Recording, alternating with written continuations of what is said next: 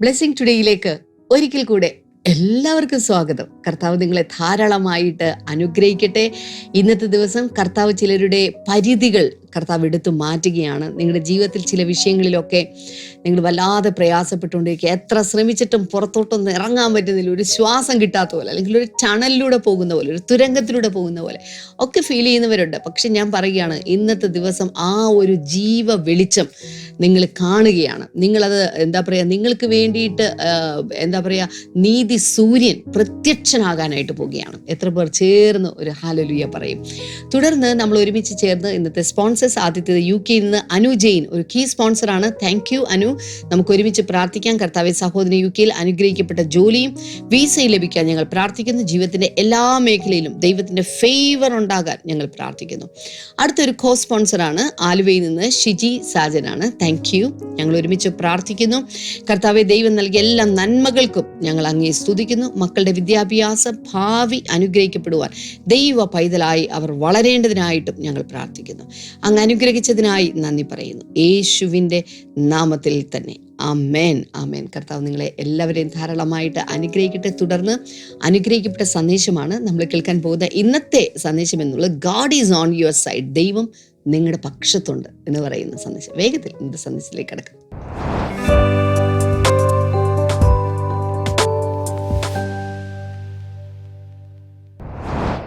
Welcome back. എന്തൊക്കെയാണ് പുതിയ വിശേഷങ്ങൾ? ലൈവ് ചാറ്റിലിടാമോ? അതുപോലെ എവിടെ നിന്നൊക്കെയാണ് ഓരോരുത്തരും വാച്ച് ചെയ്യുന്നത് എന്നുള്ളത് യൂട്യൂബിലൊക്കെ കാണുന്നവരൊന്ന് കമൻറ്റ് ബോക്സ്, നമ്മുടെ ലൈവ് ചാറ്റിലൊന്ന് ഇടാമെങ്കിൽ, ഏത് രാജ്യത്തു നിന്നാണ്, ഏത് നാട്ടിൽ നിന്നാണ്, ഏത് ബ്ലെസ്സിങ് സെൻറ്ററിൽ നിന്നാണ് എന്നൊക്കെ ഇട്ടാൽ ഒത്തിരി പേർക്ക് അത് കാണാൻ കഴിയും. എനിക്കൊന്ന് കാണാൻ കൊതിയുണ്ട്. All right. കഴിഞ്ഞ ദിവസങ്ങളിലൊക്കെ ഒഴുക്കിനെതിരെ നീന്താനും എതിർപ്പിനെ അതിജീവിച്ച് ഓപ്പോസിഷനെ ഓപ്പോസ് ചെയ്ത് പോകാനൊക്കെ ആണ് ഞാൻ നിങ്ങളോട് സംസാരിച്ചു കൊണ്ടിരുന്നത്. ഈ ഭൂമിയിൽ ജീവിക്കുന്ന എല്ലാവർക്കും എതിർപ്പുകളുണ്ടാകും. ഭൂമിയിൽ ജീവിക്കുന്ന എല്ലാവർക്കും ഉപദ്രവം ഉണ്ടാകും, അല്ലെങ്കിൽ പ്രോസിക്യൂഷൻ ഉണ്ടാകും. ഭക്തിയോടെ ജീവിക്കാൻ, ദൈവത്തിനു വേണ്ടി ജീവിക്കാൻ തീരുമാനിച്ചിട്ടുള്ള എല്ലാവർക്കും എതിർപ്പുകൾ ഈ ഭൂമിയിൽ സഹിക്കേണ്ടി വരും. കാരണം ഈ ലോകത്തിൻ്റെ സിസ്റ്റം അങ്ങനെയാണ്. 1 യോഹന്നാൻ 5:19 പറയുന്നത്, സർവ്വഭൂമിയും സർവ്വ ലോകവും ദുഷ്ടന്റെ അധീനതയിൽ കിടക്കുന്നു. ദൈവം ഭരിക്കുന്നത് ദൈവരാജ്യത്തെയാണ്. ഈ ഭൂമിയിലുള്ള രാജ്യങ്ങളെ ദൈവം അല്ല ഭരിക്കുന്നത്. വ്യക്തമായി തിരിച്ചറിയണം. നമ്മൾ സാധാരണ പറയും God is in control, God is in control, കർത്താവ് എല്ലാം നിയന്ത്രിക്കുന്നു, കർത്താവ് നോക്കിക്കോളും. അങ്ങനെയല്ല, എല്ലാം കർത്താവ് നോക്കുന്നില്ല. പിശാചാണ് ഈ ഭൂമിയിലെ രാജ്യങ്ങളെ ഇപ്പോൾ ഭരിച്ചുകൊണ്ടിരിക്കുന്നത്. ഈ ലോകത്തെ മുഴുവൻ ഭരിക്കുന്നത് പൈശാചികമായ ഇൻഫ്ലുവൻസിലാണെന്നർത്ഥം. ദൈവം ഭരിക്കുന്നത് ദൈവരാജ്യത്തെയാണ്. അതുപോലെ തന്നെ ആരെല്ലാം യേശുവിനായി ജീവിതം കൊടുക്കുമോ, യേശുവിനെ ലോർഡ് ആയി, കർത്താവ് ആയി, യജമാനൻ ആയി, നാഥൻ ആയി, ഭരണകർത്താവായി ആരെല്ലാം സ്വീകരിക്കുമോ അവരുടെ മേൽ അവൻ ഭരണം ചെയ്യും. അവൻ്റെ റൂളർഷിപ്പ് അവരുടെ മേൽ മാത്രമേ ഉള്ളൂ. അല്ലാത്ത ആരെയും ദൈവം ഭരിക്കുന്നില്ല, ദൈവം നിയന്ത്രിക്കുന്നില്ല. ഇത് വ്യക്തമായി നമ്മൾ മനസ്സിലാക്കണം. ഓക്കെ, അങ്ങനെ ഒരു ലോകത്തിലാണ് നമ്മൾ ജീവിക്കുന്നത്. എന്നാൽ ഇനി അങ്ങോട്ട് ഇന്നത്തെ സിസ്റ്റം മുഴുവൻ മാറ്റി, ഈ ലോകത്തിൻ്റെ വ്യവസ്ഥിതികളെ മാറ്റി തൻ്റെ രാജ്യം എന്നും എന്നേക്കുമായി ഈ ഭൂമിയിൽ അവൻ സ്ഥാപിക്കും. അന്ന് ഇപ്പോൾ കർത്താവിനെ സ്വീകരിച്ചിരിക്കുന്നവർ, യേശുവിന് വേണ്ടി ജീവിതം കൊടുത്തവർ, അന്ന് അവനോടുകൂടെ വാഴും. ഇതാണ് ദൈവവചനം വ്യക്തമായി നമ്മളോട് സംസാരിക്കുന്നത്.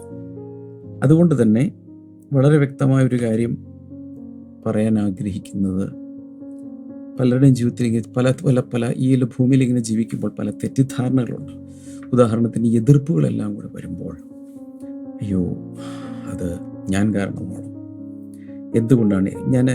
കഴിഞ്ഞ ദിവസം ഞാൻ നിങ്ങളോട് പറഞ്ഞു, പലരുടെയും ജീവിതത്തിൽ അനുഭവിക്കുന്ന കഷ്ടാനുഭവങ്ങളുടെ ഉറവിടം പലതായിരിക്കും.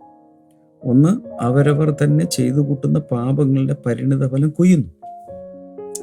മറ്റൊന്ന്, ഇഗ്നറൻസിൻ്റെ കാലഘട്ടത്തിൽ, ഇമ്മച്യൂരിറ്റിയുടെ കാലഘട്ടത്തിൽ, അജ്ഞാനകാലങ്ങളിൽ, ജ്ഞാനമില്ലാതിരുന്ന കാലങ്ങളിൽ, പക്വതയില്ലാതിരുന്ന കാലങ്ങളിൽ, അറിവില്ലാതിരുന്ന കാലങ്ങളിൽ നമ്മളിങ്ങനെ ദൈവത്തിനെതിരെയൊക്കെ ജീവിച്ച് അതിൻ്റെ പരിണിതഫലം. ചിലപ്പോൾ നമ്മൾ അനുഭവിക്കുന്ന കഷ്ടതകളും പ്രയാസങ്ങളും നമ്മുടെ തെറ്റല്ല, മറ്റു പലരുടെയും പ്രശ്നങ്ങളാകാം. മറ്റൊന്നുകൂടി നമ്മൾ മനസ്സിലാക്കേണ്ടത്, ദൈവത്തിന് വേണ്ടി നമ്മൾ ഇറങ്ങിത്തിരിക്കുമ്പോൾ വരുന്ന എതിർപ്പുകളുടെ ഉറവിടം പിശാചാണ്. ഉദാഹരണത്തിന്, യേശു ഒരിക്കൽ ശിഷ്യന്മാരുമായി അക്കരയ്ക്ക് പോകാമെന്ന് പറഞ്ഞു.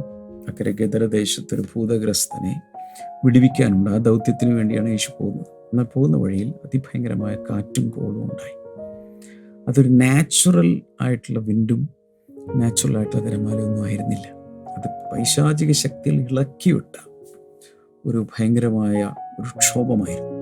അതിൻ്റെ എതിർപ്പിൻ്റെ കാറ്റായിരുന്നു. കാരണം ഒരു വലിയ ലഗ്യൂനിൽ നിന്ന് ഒരു മനുഷ്യനെ വിടുവിക്കാൻ വേണ്ടി യേശു പോവുകയാണ്. ഇങ്ങനെ ശുശ്രൂഷയ്ക്കെതിരെ, മിഷൻ പ്രവർത്തനങ്ങൾക്കെതിരെ, സുവിശേഷ പ്രവർത്തനങ്ങൾക്കെതിരെ, ദൈവത്തിന് വേണ്ടി നിൽക്കുന്നതിനെതിരെ, നന്മ ചെയ്യുന്നതിനെതിരെയൊക്കെ പിശാച് പലതും ചെയ്യും. അതിനെ ഒരിക്കലും നമ്മുടെ തെറ്റായിട്ടോ മറ്റുള്ളവരുടെ തെറ്റായിട്ടോ ഒന്നും കാണണ്ട. അതിൻ്റെ പുറകിൽ മനഃപൂർവ്വമായി പ്രശ്നങ്ങൾ അഴിച്ചുവിടുന്ന പൈശാചിക ശക്തികളുണ്ട് എന്ന് നമ്മൾ വ്യക്തമായി മനസ്സിലാക്കുക. ഇനി ഇന്ന് ദൈവം എങ്ങനെയാണ് നമ്മളോടൊക്കെ ഇടപെടുന്നത് എന്ന് മനസ്സിലാക്കി വെക്കേണ്ടത് ആവശ്യമാണ്. ഞാൻ എൻ്റെ മെസ്സേജുകളിൽ പല പ്രാവശ്യം പറഞ്ഞിട്ടുള്ളൊരു കാര്യമാണ്, sin is no more an issue with God and even for us. പാപം എന്നത് ദൈവത്തിന് ഇന്നൊരു വിഷയമല്ല. അയ്യോ, പാപം ദൈവത്തിന് വിഷയമല്ലെന്നോ, പാപത്തിനെതിരെ ദൈവം ആക്ഷൻ എടുക്കില്ല. തീർച്ചയായിട്ടും അതിനെക്കുറിച്ചല്ല ഉദ്ദേശിച്ചത്. പാപത്തിൻ്റെ പരിഹാരം വന്നു. ലൈഫ് ചാറ്റിലൊന്നിടാമോ, എഴുതി വെക്കാമോ, വാ കൊണ്ട് പറയാമോ? പാപത്തിൻ്റെ പരിഹാരം 2000 വർഷങ്ങൾക്ക് മുമ്പ് യേശുവിലൂടെ, രക്ഷകനിലൂടെ വന്നു. പാപത്തിന് പരിഹാരം വരുത്താൻ വേണ്ടിയാണ് യേശു വന്നത്. എബ്രായലേഖനം 9-ാം അധ്യായം എനിക്ക് തോന്നുന്നു 11, 12, 15 തുടങ്ങിയെല്ലാം ഇങ്ങനെ വായിക്കുന്ന സമയത്ത് എൻ്റെ അവസാനം വരെ വായിക്കുമ്പോൾ എബ്രായലേഖനം 9-ാം അധ്യായത്തിൽ യേശു കർത്താവ് നിത്യരക്ഷയ്ക്ക് വേണ്ടി നമുക്കൊരു നിത്യാവകാശം നൽകാൻ വേണ്ടി ഏറ്റവും അവസാനം ഒരിക്കലായിട്ട് അവൻ പ്രത്യക്ഷനായി എന്നേക്കുമായി പാപപരിഹാരം അവൻ വരുത്തി കഴിഞ്ഞു. സോ ദൈവത്തെ സംബന്ധിച്ചിടത്തോളം പാപത്തിൻ്റെ പരിഹാരം വന്നു കഴിഞ്ഞു.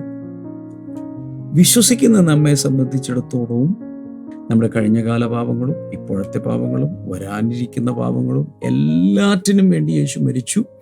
എന്നും എന്നേക്കുമായ പ്രശ്നം സെറ്റിൽ ചെയ്തു. എന്ന് വെച്ചാൽ sin is a closed matter, closed chapter before God. ദൈവത്തിൻ്റെ മുമ്പിൽ ചെയ്തു തീർത്ത് കഴിഞ്ഞൊരു പ്രോജക്റ്റാണ്. പാപപരിഹാരം കഴിഞ്ഞു. ഇനി വിശ്വസിക്കുന്നവരല്ല അതിലോട്ട് കയറുക, പാപമോചനം പ്രാപിക്കാത്രേ ഉള്ളൂ. ഞാനിത് പറഞ്ഞു വരുന്നത് എന്തിനാണെന്ന് ചോദിച്ചാൽ, ഇന്ന് ദൈവം നമുക്കെതിരല്ല. God is not against us, God is for us. ഇതെങ്ങനെ സംഭവിച്ചു? സംഭവിച്ചത് ഇങ്ങനെയുള്ളൂ. ദൈവത്തിൻ്റെ പുത്രൻ നമുക്കും ദൈവത്തിനും മധ്യത്തിൽ നിന്നുകൊണ്ട് പാപപരിഹാരത്തിനായുള്ള യാഗം നടത്തി തൻ്റെ തന്നെ രക്തമാംസം യാഗമായി അർപ്പിച്ച് ഏറ്റവും അക്സെപ്റ്റബിൾ ആയിട്ടുള്ളൊരു സാക്രിഫൈസ് അവൻ ചെയ്തു കഴിഞ്ഞു. ഇനി മൃഗങ്ങളെയോ ആടുകളെയോ ഏതെങ്കിലും മെഴുകുതിരിയോ മറ്റു കാര്യങ്ങളോ പുഷ്പങ്ങളോ ഭക്ഷണപദാർത്ഥങ്ങളോ ഒന്നും ദൈവത്തിൻ്റെ സന്നിധിയിൽ അർപ്പിക്കേണ്ട ആവശ്യമില്ല. കാരണം യേശു എന്നും എന്നേക്കുമായി യാഗം ചെയ്ത് പൂർത്തിയാക്കി. പഴയ നിയമത്തിൽ ഒരിക്കലും എണ്ണിക്കൂടാനാവാത്ത അത്രയും യാഗങ്ങൾ നടന്നു കഴിഞ്ഞു. എന്നാൽ അതിനൊന്നും വരുത്താൻ കഴിയാത്ത പാപപരിഹാരം യേശു ചെയ്തു കഴിഞ്ഞു. ഇനിയിപ്പോൾ അതിൻ്റെ പുറകെ ആരും പോയി ഒന്നും ചെയ്യേണ്ട ആവശ്യമില്ല. Sin is a settled matter. Type ചെയ്തിടുക, ലൈവ് ചാറ്റിലിടുക. പാപം പരിഹാരം വരുത്തപ്പെട്ട ഒരു കാര്യമാണ്. പാപത്തിൻ്റെ പരിഹാരം വന്നു. 1000 പ്രാവശ്യം ഒന്ന് ടൈപ്പ് ചെയ്തിടുക, ഒത്തിരി പേർക്ക് അയച്ചു കൊടുക്കുക. ഇതൊരു സന്തോഷ വാർത്തയാണ്. പാപത്തിൻ്റെ പരിഹാരം വന്നു കഴിഞ്ഞു. പാപം ഒരു ഇഷ്യൂ അല്ല. എന്ത് ചെയ്താൽ മാത്രം മതി? ആ രക്ഷകളിൽ വിശ്വസിച്ചാൽ മാത്രം. ഇത് കേൾക്കുന്ന നിങ്ങൾ ഇന്നുവരെ യേശുവിന് വേണ്ടി ഹൃദയം കൊടുത്തിട്ടില്ലെങ്കിൽ, ജീവിതം കൊടുത്തിട്ടില്ലെങ്കിൽ, ഇപ്പം കൊടുക്കുക. It's free. അതിനുവേണ്ടി ₹1 പോലും ചെലവഴിക്കേണ്ട ആവശ്യമില്ല. ഹൃദയത്തിൽ യേശുവിനെ സ്വീകരിച്ച യേശു നീ എൻ്റെ കർത്താവാണ്, രക്ഷകനാണ്, വിശ്വസിക്കുക. അതോടെ ആ പാപപരിഹാരം സ്വന്തമായി. അങ്ങനെ ദൈവത്തിന് വേണ്ടി മക്കളായിത്തീർന്ന, ദൈവത്തിൻ്റെ മക്കളായിത്തീർന്ന കുഞ്ഞുങ്ങൾക്ക് ഏതൊരു ഭാവത്തിലാണ് ഇനി ജീവിക്കേണ്ടത്? എന്ന് ചോദിച്ചാൽ റോമാലേഖനം 8-ാം അധ്യായം 31 തുടങ്ങിയുള്ള ചില 31-ാമത്തെ വചനം ഒന്ന് നോക്കിയാലും. റോമാലേഖനം 8-ാം അധ്യായം 31. അതിൻ്റെ ശേഷം താഴെ കൊണ്ട് ഞാൻ ഒരു വചനം മാത്രം നമുക്കൊന്ന് നോക്കാം. What then shall we say in response to these things? If God is for us, who can be against us? 32 കൂടെ. He who didn't spare his own son, but gave him up for us all, how will he not also, along with him, graciously give us all things? ഈ രണ്ട് വചനങ്ങൾ ചോദിക്കുന്നത്, ഇതിനെക്കുറിച്ച് ഇനി നാം എന്ത് പറയണ്ടു? അതിനു മുമ്പ് പറഞ്ഞ കുറേ കാര്യങ്ങളുണ്ട്, അതിലേക്ക് ഞാൻ പോകുന്നില്ല. If God is for us, who can be against us? ദൈവം നമുക്ക് അനുകൂലമാണെങ്കിൽ പിന്നെ പ്രതികൂലം ആരാണ്? ദൈവം നമുക്ക് അനുകൂലമെങ്കിൽ പ്രതികൂലം ആർ? അതിനുശേഷം ഒരു ക്വസ്റ്റ്യൻ മാർക്കുണ്ട്. അപ്പോൾ ദൈവം നമുക്ക് അനുകൂലമാണെങ്കിൽ പ്രതികൂലം ആരെന്ന് ചോദിക്കുന്നത് ഒരു ഒരു ഒരു ഒരു ഒരു ഒരു ചാലഞ്ചിങ് മോഡലാണ്, ഒരു വെല്ലുവിളിയോടുകൂടിയല്ല ചോദിക്കുക. ദൈവം നമുക്ക് അനുകൂലമാണെങ്കിൽ പിന്നെ ആരാ പ്രതികൂലം? ദൈവത്തിന് മാച്ചായിട്ട് ആരുണ്ട്? ദൈവത്തിനെ എതിർത്ത് നമുക്കെതിരെ നിൽക്കാൻ ആരുണ്ട്? അങ്ങനെ ഒരു ധ്വനിയാണ് അതിനകത്തുള്ളത്. ദൈവം നമുക്ക് അനുകൂലമെങ്കിൽ പ്രതികൂലം ആർ? രണ്ട് വശങ്ങളാണ് ഈ ചോദ്യത്തിനുള്ളത്. ഒന്ന് അതിൻ്റെ അകത്തുള്ളത്, ഒന്ന് ദൈവം നമുക്ക് അനുകൂലമാണ്. അതൊന്ന് ടൈപ്പ് ചെയ്യാമോ? ലൈവ് ചാറ്റിലിടാമോ? ദൈവം എനിക്ക് അനുകൂലമാണ്. പറ, എഴുതുക, ലൈവ് ചാറ്റിലിടുക, കമൻറ്റ് സെക്ഷനിലിടുക. ദൈവം എനിക്ക് അനുകൂലമാണ്. ഒരു കണ്ണാടിയുടെ ഒക്കെ മുമ്പിൽ ചെന്ന് നിന്നിട്ട് ചിരിച്ചോട്ട് പറയണം, ദൈവം എനിക്ക് അനുകൂലമാണ്. സാഹചര്യങ്ങൾ നിങ്ങൾക്ക് പ്രതികൂലമായിരിക്കും. വിചാരിച്ച രീതിയിലൊന്നും കാര്യങ്ങൾ നീങ്ങുന്നില്ല. പ്രാർത്ഥനകളുടെ ഉത്തരങ്ങൾ വൈകിക്കൊണ്ടിരിക്കുകയാണ്. കാര്യങ്ങൾ കൈവിട്ടുപോയ രീതിയിലാണ്. പക്ഷെ ബൈബിൾ പറയുന്നു, ദൈവം നിനക്ക് അനുകൂലമാണ്. അടുത്തത് ആണ് ചോദിക്കും, ഹൂ ക്യാൻ ബി അഗെയിൻസ്റ്റ്? അങ്ങനെയാണെങ്കിൽ ആർക്ക് നമുക്ക് പ്രതികൂലമായി നിൽക്കാൻ കഴിയും? രണ്ട് കാര്യങ്ങൾ. ഒന്നൊരു ഫാക്റ്റാണ്. അതെന്താണ്? God is for me. ദൈവം എൻ്റെ പക്ഷത്ത്, എനിക്ക് അനുകൂലമാണ്. രണ്ട്, ഒരു ചോദ്യമാണ്, who can be against us? അങ്ങനെയെങ്കിൽ ആർക്ക് എന്നെ എതിർക്കാൻ കഴിയും? നിങ്ങൾക്കെതിരെ ചിലർ മന്ത്രവാദം ചെയ്യുന്നു, ക്ഷുദ്രപ്രയോഗം ചെയ്യുന്നു, നിങ്ങൾക്കെതിരെ ഭീഷണി കത്തുകൾ അയക്കുന്നു. അപ്പുറത്തെ മതിലിൽ നിന്നും അപ്പുറത്ത് നിന്നും ഭീഷണി, നിന്നെയൊക്കെ ഞങ്ങൾ തകർക്കും, നിന്നെ ഞങ്ങൾ ഈ നാട്ടിൽ നിന്ന് പാക്ക് ചെയ്തയക്കും എന്നൊക്കെ പറഞ്ഞുകൊണ്ട് അയൽപക്കത്തൊക്കെ ഭീഷണിയും കാര്യങ്ങളും വരുമ്പോൾ ബൈബിൾ അങ്ങ് തുറക്കണം. റോമാലേഖനം 8-ാം അധ്യായം 31-ാമത്തെ വചനം എടുത്ത് വാ തുറന്ന് ഉറക്കെ വിളിച്ചു പറയണം, ദൈവം എനിക്ക് അനുകൂലം എന്ന് വെച്ചാൽ God is on my side. ദൈവം എൻ്റെ ടീമിലാണ്. ദൈവം എൻ്റെ ടീമിലാണെന്നേ. ദൈവം എൻ്റെ ടീമിലാണ്. അങ്ങനെയെങ്കിൽ ആർക്ക് എനിക്കെതിരെ നിൽക്കാൻ കഴിയും? ഒരു മന്ത്രവാദിക്കോ മന്ത്രവാദിനിക്കോ, ഒരു വിച്ച് ഡോക്ടർക്കോ, ക്ഷുദ്രം ചെയ്യുന്നവർക്കോ, അതുപോലെ പൈശാചികമായ ശക്തികളിൽ ആശ്രയിച്ച് മറ്റുള്ളവരെ നശിപ്പിക്കാൻ വേണ്ടി ശ്രമിക്കുന്ന ക്രിയകൾ, കാശ് കൊടുത്ത് ചെയ്യുന്നത്, കാശ് കൊടുക്കാതെ ചെയ്യുന്നത്, ഇങ്ങനെയുള്ള പൈശാചിക ക്രിയകൾ, ഇതൊന്നും എനിക്ക് ഏൽക്കാൻ പോകുന്നില്ല. ഇതൊന്നും എനിക്ക് ഏൽക്കാൻ പോകുന്നില്ല. ഞാൻ പറയുന്നത് മനസ്സിലാവുന്നു? ഈ ഭൂമിയിൽ നിന്നുകൊണ്ട് ഒരാൾ സൂര്യനെ നോക്കി വെല്ലുവിളിക്കുക, എടാ സൂര്യ, ഈ ബക്കറ്റിൽ വെള്ളം എടുത്ത് എറിഞ്ഞ് നിന്റെ തീ മൊത്തം ഞാൻ കെടുത്തു എന്ന് പറഞ്ഞാൽ നിങ്ങളടുത്ത് നിൽക്കുകയാണെങ്കിൽ എന്താ പറയുക? ഈ പുള്ളിയുടെ 2 പിരി ലൂസായിട്ടുണ്ട്, ഇയാളെ എത്രയും വേഗം ഏതെങ്കിലും ഒരു മെൻ്റൽ ഹോസ്പിറ്റലിൽ കൊണ്ടുപോയി ഷോക്ക് ട്രീറ്റ്മെൻറ്റ് വല്ലതും കൊടുക്കണം. കാരണം ഇത്ര വലിയ തീഗോളത്തെ ഇയാളുടെ കയ്യിലെ ബക്കറ്റിലെ വെള്ളം കൊണ്ട് കെടുത്താൻ കഴിയുമോ? ഇതുപോലെ മണ്ടത്തരമാണ് ദൈവത്തിനെതിരെ നിൽക്കുന്നത്. അതുകൊണ്ട് ഞാൻ പറഞ്ഞു, നിങ്ങൾക്കെതിരെ ഇന്ന് ആരെങ്കിലുമൊക്കെ എന്തെങ്കിലും ചെയ്യുവാണെങ്കിൽ, പണ്ടൊരു സഹോദരി എല്ലായ്പ്പോഴും പ്രാർത്ഥനയ്ക്ക് വേണ്ടി എൻ്റെ അടുക്കൽ വരുമായിരുന്നു. എന്നിട്ട് പറയുന്ന കാര്യം ഇതാണ്, ഭർത്താവ് എല്ലാ ദിവസവും വന്നിട്ട് മന്ത്രവാദം ചെയ്ത് എന്തോ ഒന്ന് തലയുടെ അടിയിൽ വെക്കുന്നു. ഒരു ഭീതിയിലാണ് ഇവർ ജീവിക്കുന്നത്. മന്ത്രവാദം ചെയ്ത് എന്തോ ഒന്ന് കൊണ്ടുവന്ന് തലയുടെ അടിയിൽ വെക്കും. ഭാര്യയുടെ തലയുടെ അടിയിൽ വെച്ച് കഴിഞ്ഞാൽ ബോധം മറിഞ്ഞു പോവുകയോ പിന്നെ നടക്കുന്ന എന്താണെന്ന് അറിയുന്നില്ല, എന്തൊക്കെയോ പറഞ്ഞുകൊണ്ടുള്ളത്. ഭയം ഒരു കെണിയാണ്. ഫിയർ ഇസ് എ സ്നേഹ. അങ്ങനെയുള്ള എന്തെങ്കിലുമൊക്കെ ആര് ചെയ്താലും, കൂടപ്പിറപ്പുകളോ ജീവിത പങ്കാളിയോ മറ്റുള്ള ആര് ചെയ്താലും പറയണം, if God is for me who can be against me. ദൈവം എൻ്റെ പക്ഷത്തുണ്ടെങ്കിൽ, ദൈവം എൻ്റെ പരിചയമായി, ദൈവം എൻ്റെ കാവലായി, ദൈവം എൻ്റെ എല്ലാമായി എന്നോടുകൂടി ഉണ്ടെങ്കിൽ പിന്നെ ആരാ പ്രതികൂലം? ആർ എനിക്കെതിരെ നിൽക്കും? എന്നിട്ട് 32-ാമത്തെ വചനത്തിൽ പറയാണ്, സ്വന്തം പുത്രനെ ആദരിക്കാതെ അല്ലെങ്കിൽ സ്വന്തം പുത്രനെ നമുക്ക് വേണ്ടി തന്നവൻ അവനോടുകൂടി എല്ലാം തരാതിരിക്കുമോ? ദൈവത്തിന് ഏറ്റവും വിലപ്പെട്ട പുത്രനെ എനിക്ക് വേണ്ടി അവൻ എറിഞ്ഞിട്ട് തന്നെങ്കിൽ, എൻ്റെ പാപത്തിൻ്റെ പരിഹാരത്തിന് വേണ്ടി, എന്ന് വെച്ചാൽ ഞാൻ നരകത്തിൽ പോകാതിരിക്കാൻ, നിത്യശിക്ഷാവിധി അനുഭവിക്കാതിരിക്കാൻ, യേശുവിൻ്റെ മേൽ ആ ശിക്ഷാവിധി മുഴുവനും കൂടെ ഇട്ടിട്ട് എന്നെ നിരപരാധിയായി സ്പെയർ ചെയ്ത കർത്താവ്, തൻ്റെ സ്വന്തം പുത്രനെ സ്പെയർ ചെയ്യാതിരുന്നവൻ യേശുവിനോടുകൂടെ എല്ലാം എനിക്ക് തരാതിരിക്കുമോ? അതാണ് ചോദ്യം. ഉത്തരം ഇരിക്കില്ല, തരും. അപ്പോൾ പറഞ്ഞു വരുന്നത്, ഈവൻ വിശ്വാസികൾ പോലും പലരും ചിന്തിക്കും, ദൈവം എനിക്ക് എതിരാണ്, ദൈവം എൻ്റെ, കാരണം ഞാൻ ചെയ്തു പോയ പാപങ്ങളൊക്കെ കൊണ്ട് ദൈവം എനിക്ക് എതിരായിട്ട് നിന്ന് അവൻ എന്നെ ശിക്ഷിക്കും, അവൻ എന്നെ തകർത്തുകളെ എന്ന് പറഞ്ഞ് വിശ്വസിക്കുന്ന വിശ്വാസികളുണ്ട്. ബലഹീന മനസ്സിൽ പലരും അങ്ങനെയൊക്കെ ചിന്തിക്കാം. പക്ഷേ ഓർക്കണം, ഒരിക്കലും അങ്ങനെ അല്ല. ദൈവം നിങ്ങളുടെ എതിർചേരിയിലല്ല, എതിർപക്ഷത്തല്ല, ദൈവം നിങ്ങളുടെ പക്ഷത്താണ്. അതിൻ്റെ കാരണമൊക്കെ ഞാൻ വ്യക്തമായി വിശദീകരിച്ച് പറഞ്ഞു. പാപം ഇന്ന് ദൈവത്തിനൊരു വിഷയമല്ല. യേശുവിൽ വിശ്വസിക്കുന്ന, രക്ഷകളിൽ വിശ്വസിക്കുന്ന ഒരാളുടെ എല്ലാ പാപങ്ങളും കർത്താവ് സെറ്റിൽ ചെയ്ത് കഴിഞ്ഞു. It is A done deal. കഴിഞ്ഞു, ഇറ്റ് ഈസ് ഫിനിഷ്ഡ്.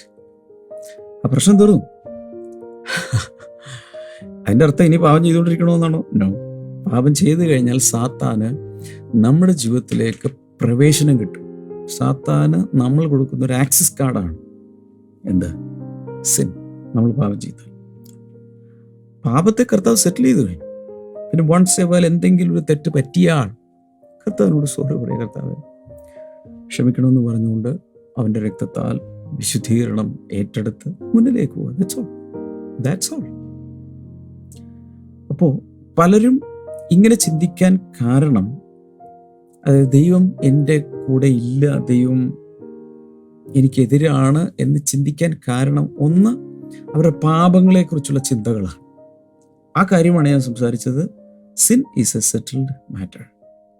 പാപത്തിൻ്റെ പരിഹാരം വന്നു കഴിഞ്ഞാൽ അത് വിശ്വസിക്കണം. രണ്ടാമത്തത് ഇഗ്നറൻസ് ആണ്. ദൈവം എതിരാണ് എന്നുള്ളത് അജ്ഞതയാണ്. അതുകൊണ്ടാണ് ഞാൻ റോമാലേഖനം 8:31 എടുത്ത് കാണിച്ചു തന്നത്. ദൈവം നമുക്ക് അനുകൂലമാണെന്ന് വ്യക്തമായി എഴുതി വച്ചിരിക്കുന്നു. ദൈവത്തിന് കള്ളം പറയാൻ പറ്റില്ല. പാപത്തിൻ്റെ പരിഹാരത്തെക്കുറിച്ച് പറഞ്ഞു വന്ന കൂട്ടത്തിൽ 1-2 വചനങ്ങൾ കൂടി ഒന്ന് വായിച്ചോട്ടെ. യോഹന്നാൻ 3:16 മുതൽ 19 വരെ ഒന്ന് നോക്കാം. യോഹന്നാൻ 3:16 ആണല്ലോ the golden verse in the Bible എന്നറിയപ്പെടുന്നത്. For God so loved the world that he gave his one and only son, that whoever believes in him shall not perish but have everlasting eternal life. തൻ്റെ ഏകജാതനായ പുത്രനിൽ വിശ്വസിക്കുന്ന ആരും നശിച്ചു പോകാതെ നിത്യജീവൻ പ്രാപിക്കേണ്ടതിന് ദൈവം അവനെ നൽകുവാൻ തക്കവണ്ണം ലോകത്തെ സ്നേഹിച്ചു. ഒത്തിരി പേർക്ക് സൺഡേ സ്കൂൾ കുഞ്ഞുങ്ങൾക്ക് പോലും ബൈഹാർട്ട് അറിയാവുന്ന ഒരു വാക്യമാണ്. പക്ഷെ ഇത് വിശ്വസിക്കുന്നുണ്ടോ? തൻ്റെ ഏകജാതനായ പുത്രനിൽ വിശ്വസിക്കുന്നുണ്ടോ? വിശ്വസിക്കുന്നുണ്ടെങ്കിൽ നശിച്ചു പോകില്ലെന്ന് എഴുതിയിരിക്കുന്നത്. നശിച്ചു പോവില്ല. അവിടെ എഴുതിയിരിക്കുന്നത് God so loved the world that he gave his one and only son, that whoever believes in him, ആരവനിൽ വിശ്വസിച്ചാലും shall not perish but have eternal life. ആരെന്ന് പറഞ്ഞാൽ ആര്?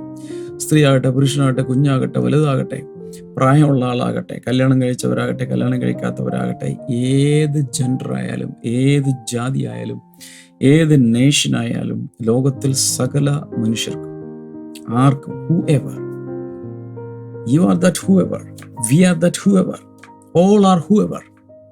അവനിൽ വിശ്വസിക്കുന്ന, it is conditional. whoever believes in him, it is conditional. വ്യവസ്ഥകൾക്ക് ബാധകമാണ്. എന്താണ് വ്യവസ്ഥ? അവനിൽ വിശ്വസിക്കണം. യേശുവിൻ്റെ പാപങ്ങൾക്ക് വേണ്ടി മരിച്ചു, യേശുവിൻ്റെ രക്ഷകനാണ്, യേശുവിൻ്റെ ദൈവമാണ്, യേശുവിൻ്റെ കർത്താവാണ് എന്ന് വിശ്വസിച്ചാൽ യു വിൽ നോട്ട് പെരിഷ്, നീ നശിച്ചു പോകില്ല. അതുപോലെ ഉറപ്പ്. അതുപോലെ തുള്ളിച്ചാടി ദൈവത്തെ സ്തുതിക്കാൻ, ആരാധിക്കാൻ, ഈ ലോകം മുഴുവൻ ഓടി നടന്ന് പറയാൻ, നശിച്ചു പോകണ്ട എന്നെ വീണ്ടെടുത്ത് ഇനി ഒരിക്കലും നശിച്ചു പോകയില്ല എന്നുള്ള ഉറപ്പ് എനിക്ക് കിട്ടിയിരിക്കുന്നു. 17. For God did not send his son into the world to condemn the world, but to save the world through him. ദൈവം തൻ്റെ പുത്രനെ ഭൂമിയിലേക്ക് അയച്ചത് അവനാൽ ഈ ലോകത്തെ ശിക്ഷ വിധിക്കുവാനല്ല, കണ്ടം എന്നുള്ള വേർഡാണ്, ശിക്ഷ വിധിക്കുവാനല്ല, but to save the world through him. എന്നാൽ ഈ ലോകത്തെ അവൻ മുഖാന്തരം, അവനിലൂടെ രക്ഷിക്കുവാൻ വേണ്ടിയാണ്. യേശുവിൻ്റെ പേര് രക്ഷകൻ എന്നാണ് അതിൻ്റെ അർത്ഥം. യേശു എന്ന വാക്കിൻ്റെ അർത്ഥം ഈ ലോകത്തെ രക്ഷിക്കാനാണ് യേശു വന്നത്. ലൂക്കോസിന്റെ സുവിശേഷം 19:10 വചനത്തിൽ പറയുന്നത്, കാണാതെ പോയതിനെ അന്വേഷിച്ച് തെരഞ്ഞ് രക്ഷിക്കുവാനല്ലോ മനുഷ്യപുത്രൻ വന്നത്, അല്ലെങ്കിൽ ദൈവപുത്രൻ വന്നത്. അപ്പൊ കാണാതെ പോയതിനെ തെരഞ്ഞ് രക്ഷിക്കുവാൻ, that was his mission of life. അടുത്തത്, whoever believes in him is not condemned, but whoever does not believe stands condemned already, because they have not believed in the name of God's one and only Son. അത് വളരെ ശക്തമാണ്. Whoever believes in him is not condemned. ആരവനിൽ വിശ്വസിക്കുന്നു അവരൊരിക്കലും ശിക്ഷ വിധിക്കപ്പെടുകയില്ല. എന്നാൽ അവനിൽ വിശ്വസിക്കാത്തവനെ ഇനി ശിക്ഷാവിധിക്ക് വേണ്ടി കാത്തിരിക്കേണ്ട, ദർ ഓൾറെഡി ഇൻ കോണ്ടംനേഷൻ. അവർ ശിക്ഷാവിധിയിലാണ് ജീവിക്കുന്നത്. പക്ഷെ അവർക്ക് രക്ഷപ്പെടാം, വിശ്വസിച്ചാൽ മാത്രം മതി. So simple, so simple. 19. This is the verdict. Light has come into the world, but people loved darkness instead of light because their deeds were evil. പറയുന്നത് ശ്രദ്ധിക്കൂ. ഇതാണ് വിധി, ഇതാണ്. This is the verdict. Light has come into the world. യോഹന്നാൻ 8:12 യേശു പറഞ്ഞു, ഞാൻ ലോകത്തിന്റെ വെളിച്ചമാണ്. വെളിച്ചം ലോകത്തിലേക്ക് വന്നു, ഇനി വരാനിരിക്കില്ല, ഇനി കാത്തിരിക്കണ്ട. He already came here. But people loved darkness instead of light. എന്നാൽ വെളിച്ചത്തെക്കാളധികം മനുഷ്യർ ഇരുളിനെ സ്നേഹിച്ചു. യേശുവിനേക്കാളധികം അവർ പിശാചിനെ സ്നേഹിച്ചു, അവൻ്റെ വഴിയിൽ ജീവിച്ചു. Because the deeds are evil. അതുകൊണ്ട് അവരുടെ പ്രവൃത്തികൾ തിന്മ നിറഞ്ഞതാകുന്നു, പാപപങ്കിലമാകുന്നു. ചുരുക്കി പറഞ്ഞാൽ ഇങ്ങനെ വേണമെങ്കിൽ പറയാം, a sinner with the saviour is not a sinner. രക്ഷകനോട് ചേർന്ന് നിൽക്കുന്നൊരു പാപിയല്ല. മാത്രമല്ല, രക്ഷകനോട് ചേർന്ന് നിൽക്കുന്ന ഒരാൾക്ക് ഇനി ശിക്ഷാവിധിയില്ല. ഈ ഒരു വാർത്ത മാത്രം പോരെ കിടന്നുറങ്ങാൻ, വേറെ എല്ലാം പോട്ടെ. മരണശേഷം നിത്യശിക്ഷാവിധിയിൽ നിങ്ങൾ പോവില്ല, നരകത്തിൽ നിങ്ങൾ പോകേണ്ട ആവശ്യമില്ല. അവിടെ ചെന്നിട്ടല്ല അറിയുന്നത്, ഇപ്പോഴേ അറിയാം. അതാണ് ഞാൻ നിങ്ങളോട് പറയുന്നത്. നിങ്ങൾ യേശുവിൽ വിശ്വസിക്കുന്ന ഒരു വ്യക്തിയാണെങ്കിൽ നിങ്ങൾക്ക് നരകശിക്ഷാവിധിയില്ല. റോമലേഖനം 8:1. ഇപ്പോൾ ക്രിസ്തു യേശുവിലുള്ളവർക്ക് ഒരു ശിക്ഷാവിധിയുമില്ല. ശിക്ഷാവിധി എന്ന ഒന്ന് ഇല്ല. കാരണം അവരുടെ പാപങ്ങളെല്ലാം ഓൾറെഡി സെറ്റിൽ ചെയ്ത് കഴിഞ്ഞു. കണക്ക് സെറ്റിലായി, ടാലിയായി. ഇനി ഒന്നും ചെയ്യണ്ട, സുഖമായിട്ട് ജീവിക്കാം, സന്തോഷമായിട്ട് ജീവിക്കാം. പിന്നെ ഈ ഭൂമിയിലുള്ള എതിർപ്പുകളും പ്രശ്നങ്ങളും അവരവരൊക്കെ ചെയ്തുകൊണ്ടിരിക്കുന്നത്, അതിന് വേണ്ടി അവൻ നിന്റെ പക്ഷത്ത്. കുറച്ച് നാള് ഇതെന്താണെന്നൊക്കെ ഇങ്ങനെ ചിന്തിക്കും. ദൈവം ഉണ്ടെങ്കിൽ എന്തുകൊണ്ടാണ് ഇങ്ങനെയൊക്കെ സംഭവിക്കുന്നത് എന്നൊക്കെ ചിന്തിച്ചെന്നിരിക്കും. പക്ഷെ വിശ്വസ്തമായി കുറച്ച് നാളുകൾ കർത്താവിനോട് ചേർന്ന് നിന്ന് നോക്ക്. He will take action. കർത്താവ് ആക്ഷൻ എടുത്തിരിക്കും, ഉറപ്പ്. വചനം അതാണ് പറയുന്നത്, ചരിത്രം അതാണ് തെളിയിക്കുന്നത്. ഇത് കേൾക്കുന്ന നിങ്ങളോട് ഞാൻ കണ്ണിൽ നോക്കി പറയുകയാണ്, നിങ്ങളൊന്ന് വലിയ പ്രശ്നങ്ങളുടെ നടുവിലാണെങ്കിൽ ദൈവം കൂടെ ഇല്ലെന്നുള്ള തോന്നൽ എന്തെങ്കിലും ഉണ്ടെങ്കിൽ തെറ്റാണ്. വചനം പറയുന്ന ദൈവം നിങ്ങളോട് മാത്രമല്ല, ശിക്ഷാവധി നിങ്ങൾക്കില്ല. 2 കൈയും ഉയർത്തൊരു ഹല്ലേലൂയ പറയാമോ? ലൈവ് ചാറ്റിലൊക്കെ ഹല്ലേലൂയ ഇടാമോ? ഫയർ ഇമോജി കുറെ ഇടാമോ? We should celebrate. എനിക്കൊരു താല്പര്യമുണ്ട്, ഇന്നത്തെ ഈ സന്ദേശം ഈ മോർണിംഗിൽ ഒരു ഒത്തിരി പേർക്ക് അയച്ചു കൊടുക്കണേ. ആരെങ്കിലുമൊക്കെ കേട്ട് വിടുതൽ പ്രാപിക്കട്ടെ എന്ന് മാത്രമല്ല, ഈ ബ്ലെസ്സിങ് ടുഡേയിലെ മാധ്യമങ്ങളിലൂടെയുള്ള ഇതിൽ നിങ്ങൾക്കൊരു പാർട്ണറായി മാറാം, സ്പോൺസറായി മാറാം. അതുകൊണ്ട് ബ്ലെസ്സിങ് പാർട്ണർഷിപ്പ് പ്രോഗ്രാം നിങ്ങൾക്ക് പങ്കെടുക്കാം, ഇതിൻ്റെ എപ്പിസോഡുകൾ സ്പോൺസർ ചെയ്യാം, ചാനൽ പാർട്ണറായി നിങ്ങൾക്ക് മാറാം. കർത്താവ് അതിലൂടെ നിങ്ങൾ ഒത്തിരി അനുഗ്രഹിക്കും.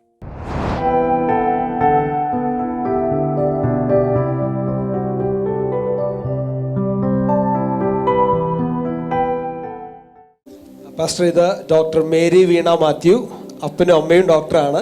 3 ഡോക്ടർമാരാണ് ഈ നിൽക്കുന്നത്. ഇത് ഡോക്ടർ വീണ, പേര് പറ. Doctor Ivy, Antony, doctor Antony.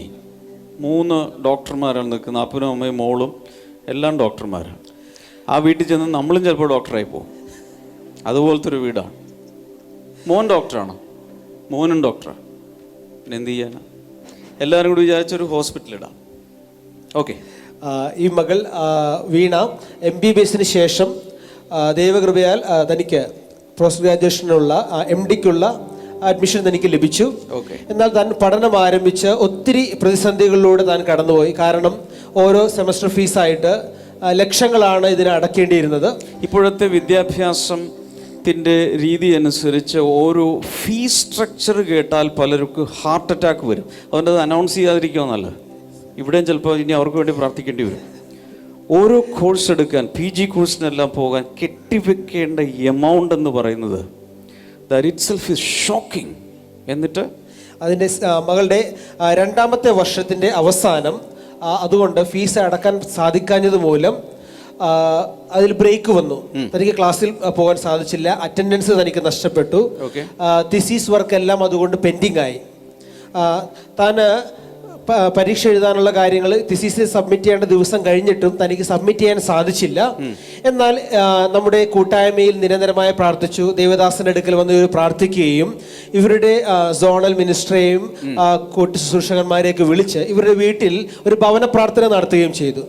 താൻ പറയുന്നു, ആ പ്രാർത്ഥന നടത്തിയതിൻ്റെ ചില ദിവസങ്ങൾക്കുള്ളിൽ തന്നെ ഒരു അത്ഭുതകരമായി വർഷങ്ങളായി നടക്കാതിരുന്ന ഒരു ലാൻഡ് സെയിൽ ഇവർക്ക് നടക്കുകയും പണമടക്കുവാൻ സാധിക്കുകയും ചെയ്തു. എന്നാൽ ആ പണം അവരടച്ചുവെങ്കിലും തിസീസ് കൃത്യസമയത്ത് യൂണിവേഴ്സിറ്റിക്ക് സബ്മിറ്റ് ചെയ്യാൻ സാധിക്കാതിരുന്നത് കൊണ്ട് അവർ പറഞ്ഞു എക്സാം എഴുതാൻ അനുവദിക്കുകയില്ല. കാരണം ആ യൂണിവേഴ്സിറ്റിയുടെ ചരിത്രത്തിൽ അങ്ങനെ ഒരു കുഞ്ഞിനെയും അനുവദിച്ചിട്ടില്ല. കൃത്യസമയത്ത് തിസീസ് സബ്മിറ്റ് ചെയ്തിരിക്കണം. ഇവർ വളരെ വൈകിപ്പോയിരുന്നു. വൈകിപ്പോയി, ഡിലേ ആയി. സബ്മിറ്റ് ചെയ്തു, പക്ഷെ ഡിലേ ആയതുകൊണ്ട് എക്സാം ഈ പ്രാവശ്യം ചെയ്യാൻ സമ്മതിക്കില്ല എന്ന് പറഞ്ഞു. പക്ഷേ യൂണിവേഴ്സിറ്റി ചരിത്രത്തിൽ അങ്ങനെ സംഭവിച്ചിട്ടില്ല. എന്നാൽ ഇവര് കർത്താവിൽ വിശ്വസിച്ചു.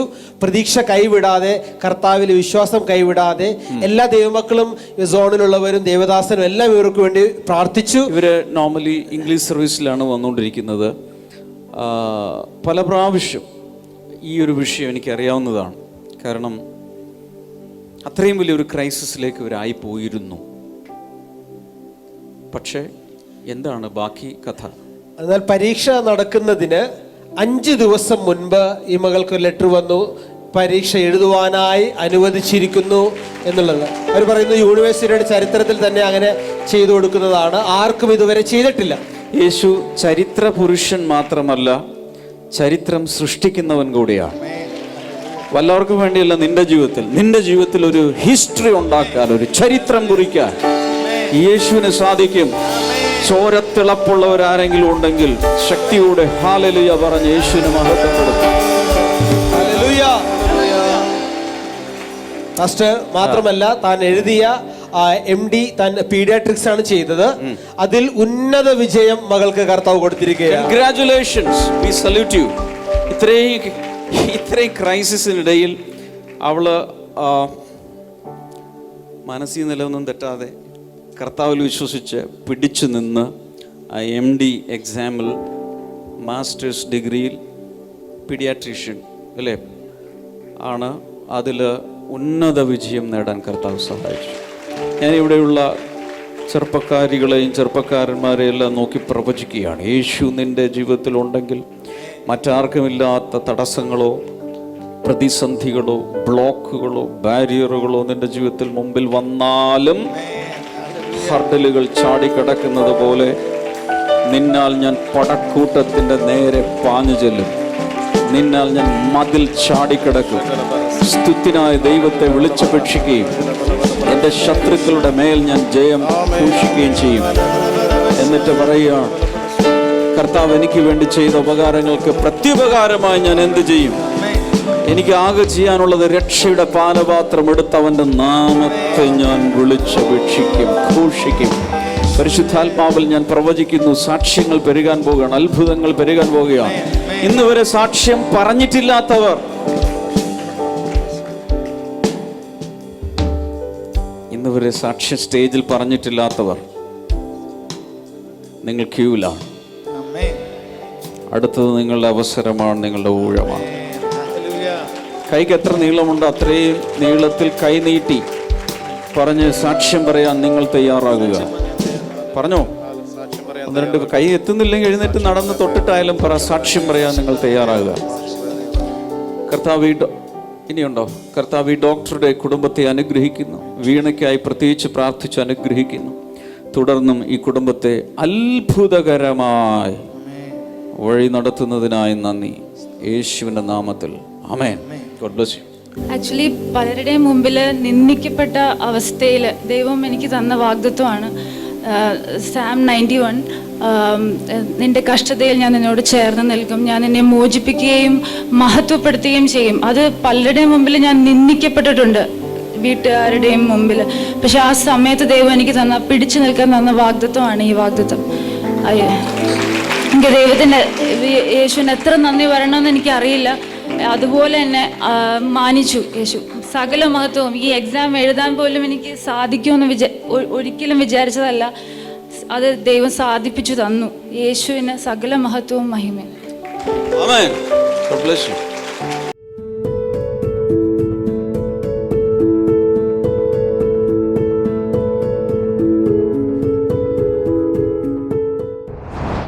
നമുക്ക് ഈ സമയത്ത് പ്രാർത്ഥിക്കാം.